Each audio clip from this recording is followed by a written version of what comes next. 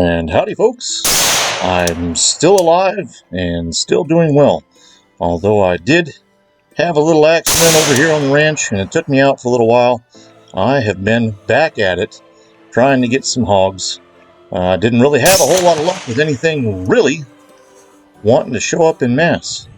However, I still happen to have this 6.8 Daniel Defense ambush arms rifle, and I still have this old Pulsar Thermion XP50, and it's still serving me well through these days.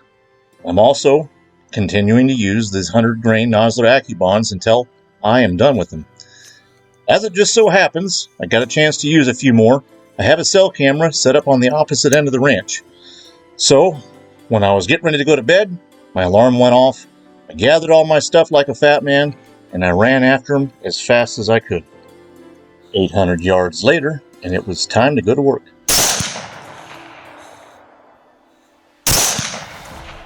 Now that hit on the boar was actually not directly in the central nervous system or the brain or anything else.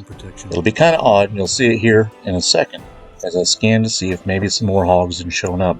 I'll try to catch my breath.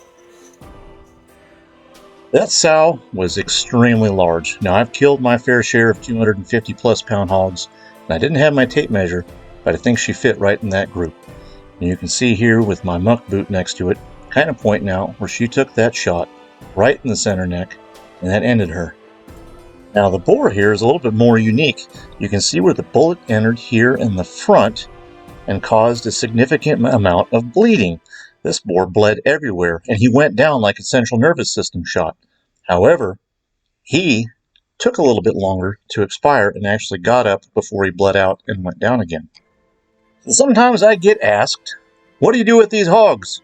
Well, since these are right here on the ranch, what I ended up doing is I ended up staking them down, and I put my cell camera on there, and I started my coyote hunting.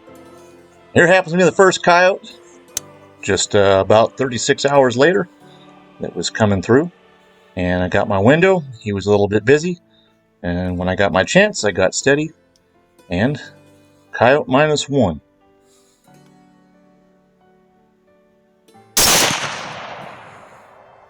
That was it for him, and that's what I do with hogs over here on the ranch. They make fantastic bait. You can see this coyote here didn't go very far. He was about a 30-pound male. But that's it for what I have right here on the ranch. I hope that you all have a wonderful day, and we'll talk to you soon.